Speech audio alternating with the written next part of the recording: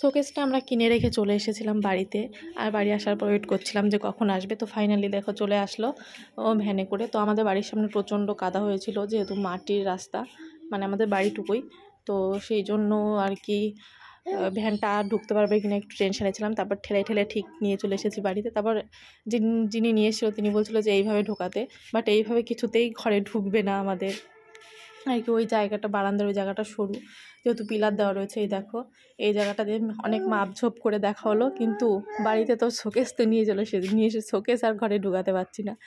তারপরে যাই হোক অনেক কষ্ট করে ঢোকাতে যাচ্ছিলাম। তো এদিক দিয়ে দেখো ওই পায়াটা চলে এসছে, কিন্তু লাস্ট যে পায়াটা রয়েছে সেটা আর ঢুকছিল না।